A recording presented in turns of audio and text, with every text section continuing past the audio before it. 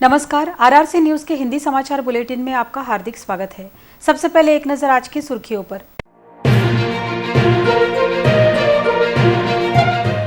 Chain snatching की घटनाओं को अंजाम देने वाले बंटी बबली गिरफ्तार। घंटा गाड़ी किराया तत्वों पर लेने का प्रस्ताव किया सिरे से खारिज।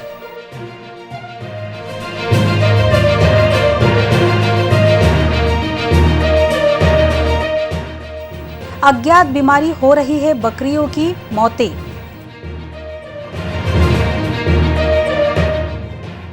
गंगानगर की नालियों पर किए गए अतिक्रमण को निकालने के आयुक्त के निर्देश। और गुरुवार से पुलिस की डायल 112 तत्पर सेवा होगी शुरू। अब समाचार विस्तार से। चैन स्नैचिंग की 3 घटनाओं को अंजाम देने वाले अकोला के बंटी और बबली को पुलिस ने गिरफ्तार किया है। पूछताछ के दौरान दोनों आरोपियों ने इन घटनाओं को अंजाम देने की बात कबूली है।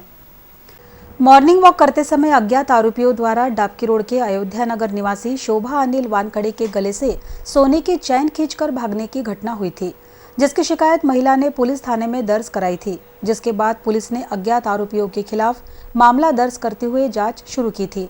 इस कार्रवाई में पुलिस ने अकोला के खड़की निवासी 30 वर्षीय प्रकाश भानुदास लोंढे और चांदुर के गजानन नगर निवासी 34 वर्षीय शोभा अशोक कोरडे को गिरफ्तार किया। इन दोनों आरोपियों ने अपने अपराध की कबूली दे दी है। इसके अलावा इन दोनों आरोपियों ने 2 और अन्य आपराधिक घटनाओं को अंजाम देने की बात भी कबूली है। इन दोनों आरोपियों के पास से 1,09,000 का माल जब्त किया गया है। यह कार्रवाई जिला पुलिस अधीक्षक, अपर पुलिस अधीक्षक के मार्गदर्शन में स्थानीय अपराध शाखा के प्रभारी संतोष महल्ले, सहायक पुलिस निरीक्षक नितिन चौहान और उनके सहयोगियों ने की।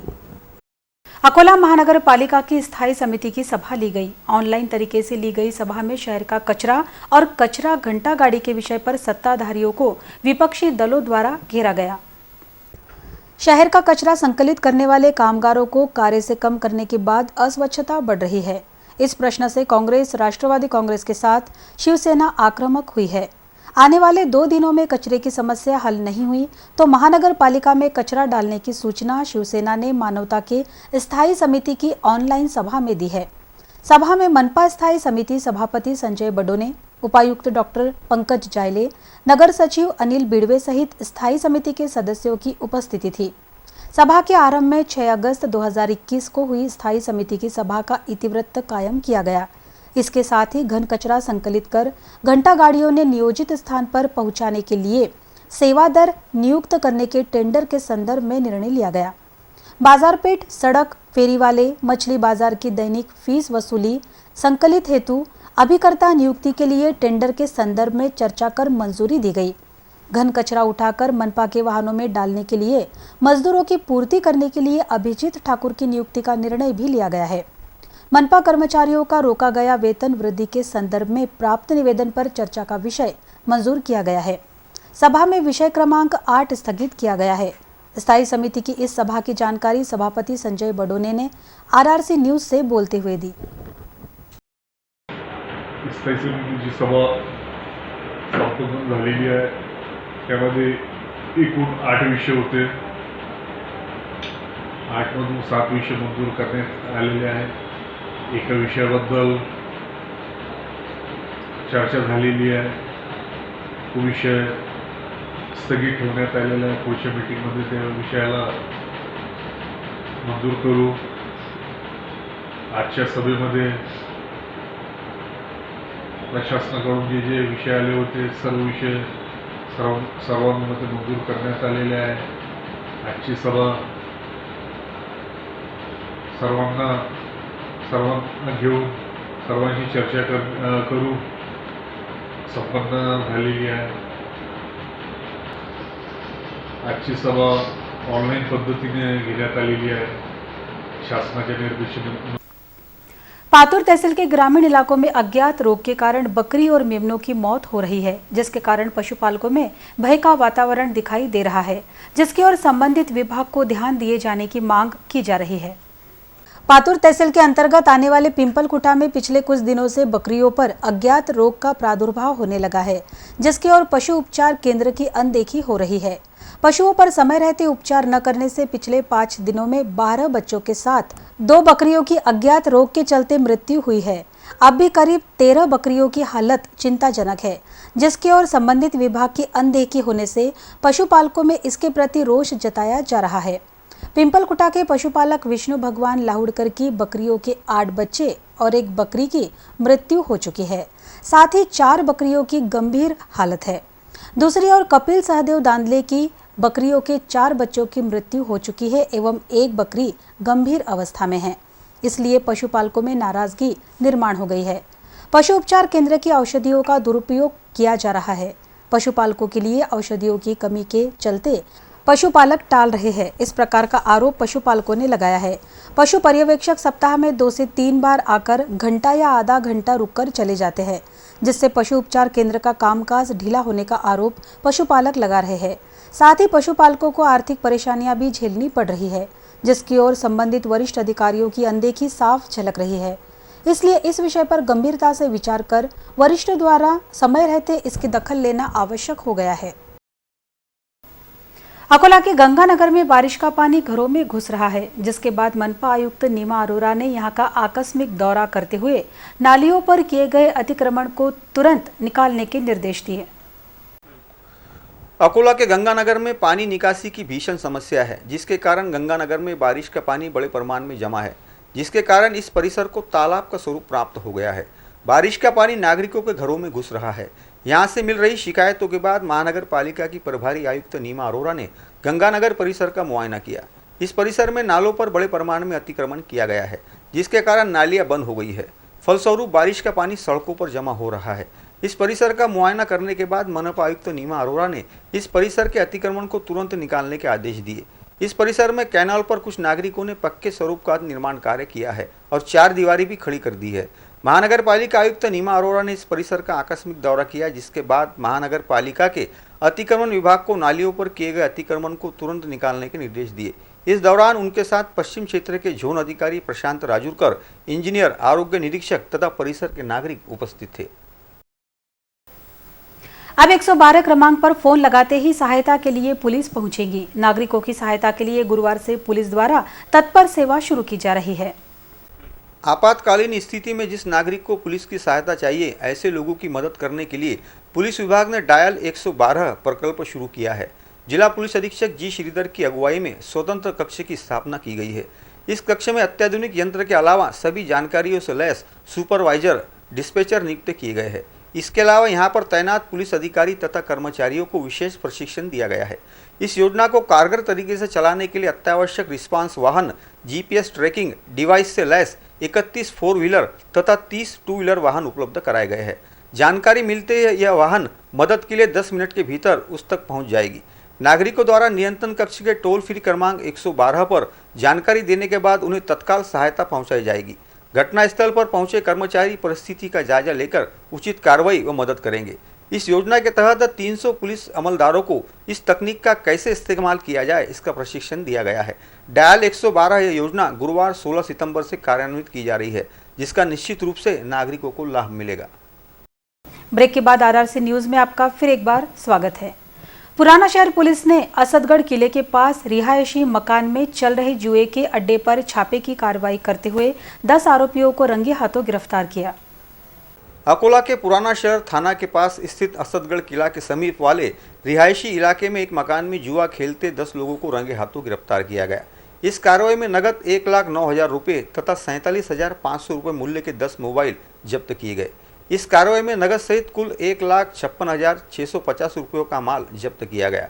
इस कार्रवाई में पुलिस ने एजाज शाह, रहबर शाह, शेख अब्दुल शेख ख्वाजा, शेख सलीम शेख सईद, असलम अली शौकत अली, मोहम्मद महफूज मोहम्मद महबूब, नवेद इकबाल अब्दुल हमीद, शेख साजिद शेख असलम, मोहम्मद मिरान मोहम्मद जमील, सोनू अहमद जाकिर अहमद, मोहम्मद सादिक शेख करीम को गिरफ्तार किया। इस कार्रवाई से स्पष्ट हो गया है कि रिहायशी मकान में बड़े पैमाने में जुआ चल रहा था। यह कार्रवाई पुराना शहर के थानेदार सेवानंद वानखड़े के मार्गदर्शन में की गई। सतपुड़ा पहाड़ियों के बीच बसे मुक्तागिरी का प्राकृतिक सौंदर्य खिल गया है। ऊंची पहाड़ियों से जलप्रपात बह रहे हैं, जिसका आनंद लेने के लिए श्रद्धालुओं के साथ पर्यटक भी भारी भीड़ कर रहे हैं। 6 से 9 सितंबर के दौरान पूरे राज्य में अतिवृष्टि हुई है। मौसम विभाग ने और 3-4 दिन मूसलाधार बारिश के साथ अतिवृष्टि के संकेत दिए हैं, जिसके कारण नदी नाले उफान पर है। वहीं प्रकृति का सौंदर्य भी काफी बढ़ गया है। अमरावती शहर से कुछ दूरी पर स्थित सतपुड़ा पर्वत श्रृंखला के मध्य भाग में प्राकृतिक सौंदर्य से भरे अत्यंत पौराणिक मंदिर के रूप में प्रसिद्ध जैन धर्म का तीर्थ स्थल मुक्तागिरी मंदिर है। इन दिनों यह मंदिर सभी के आकर्षण का केंद्र साबित हो रहा है। मुक्तागिरी मंदिर परिसर में इस साल अतिवृष्टि के कारण झरना बह निकला है। संपूर्ण मंदिर परिसर में कोहरे की घनी चादर छा गई है। इस भाग में ऊंचे पर्वत से पानी का झरना निकल रहा है। 100 फुट ऊंचाई से पानी झरने की शक्ल में नीचे गिर रहा है। प्राकृतिक सौंदर्य से भरे मुक्तागिरी में श्रद्धालुओं के साथ भक्तगण बड़ी तादाद में आते हैं। इस साल भी मुक्तागिरी में श्रद्धालुओं के साथ बड़ी संख्या में पर्यटक यहाँ का प्राकृतिक सौंदर्य का आनंद लेने के लिए आ रहे हैं।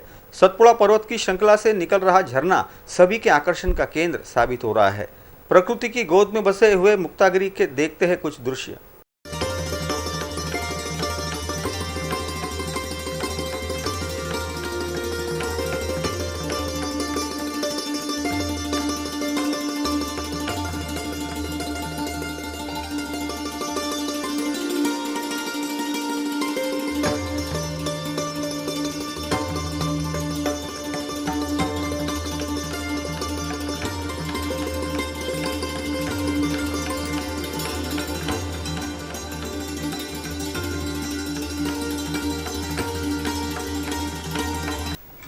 ब्रेक के बाद आरआरसी न्यूज में आपका फिर एक बार स्वागत है। अकोला के समीप स्थित शिवनी में कुक्कुट पालन केंद्र पर न्योले के झुंड ने हमला कर दिया, जिसमें 110 मुर्गियों की मौत हो गई। इस घटना में 70,000 रुपयों का नुकसान हुआ है। अकोला तहसील के अंतर्गत आने वाले शिवनी स्थित समाज प्रबोधन विकास संस्था द्वारा कुक्कुट पालन केंद्र पर उस समय भारी विपत्ति आ गई जब न्योले के एक परिवार ने मुर्गियों पर हमला बोल दिया। इस घटना में 110 मुर्गियों की मौत हो गई। इस घटना में संस्था का 70,000 रुपयों का नुकसान हो गया। कोरोना वायरस के संक्रमण काल में शरीर की इम्यूनिटी बढ़ाने के लिए अंडों की मांग काफ़ी बढ़ गई थी, जिसमें भी विशेषकर देशी मुर्गियों के गावरानी अंडों की मांग काफ़ी अधिक थी, जिसे देखते हुए समाज प्रबोधन विकास संस्था ने देशी मुर्गियों का कुक्कुट पालन केंद्र शुरू किया था। इन मुर्गियों के अंडों की बिक्री की जा रही थी। सोमवार की रात कुक्कुट पालन केंद्र में न्योले के एक पूरे परिवार ने हमला बोल दिया। इस घटना में नेवलों ने 110 मुर्गियों को मार डाला। यहाँ कुल 115 मुर्गियाँ थी, जिसमें से केवल 5 मुर्गियाँ बच पाई है। इस घटना में समाज प्रबोधन विकास संस्था का 70,000 रुपयों का नुकसान हो गया। इस नुकसान के संदर्भ में वन विभाग से संपर्क किया गया तो वन विभाग ने जानकारी दी कि नेवला यह प्राणी उनके जीआर में समाविष्ट नहीं है, इसलिए नुकसान भरपाई नहीं दी जा सकती। राजस्व विभाग ने भी अपने हाथ ऊपर कर दिए हैं, जिसके कारण नुकसानग्रस्त संस्था पूरी तरह से हतबल हो गई है। इस घटना के कारण गांव के अन्य मुर्गी पालने वालों में भय का वातावरण पैदा हो गया है।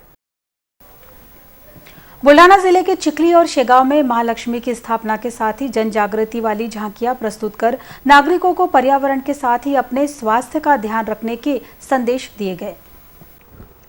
पोला उत्सव के समाप्त होते ही त्योहारों की श्रृंखला आरंभ होती है। इसके तुरंत बाद सुखकर्ता दुखहर्ता श्री गणेश का आगमन होता है। श्री गणेश के साथ ही धन और ऐश्वर्य की देवी माता महागौरी का आगमन होता है।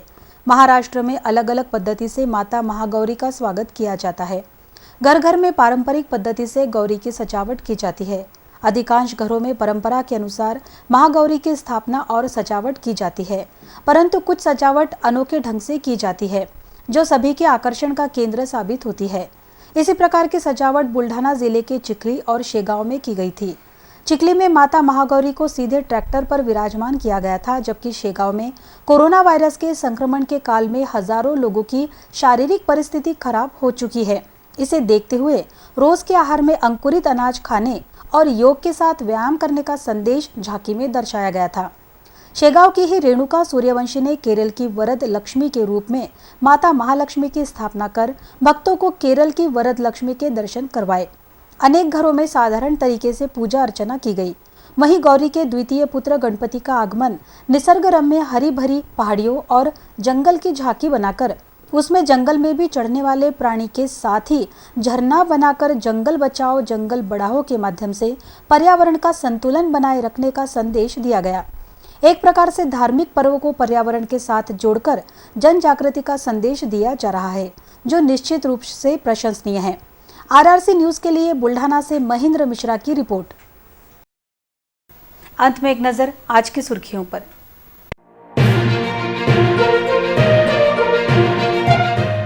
चैन स्नैचिंग की घटनाओं को अंजाम देने वाले बंटी बबली गिरफ्तार।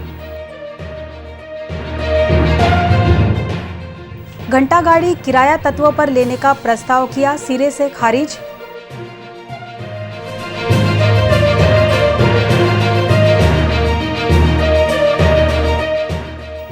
अज्ञात बीमारी हो रही है बकरियों की मौतें।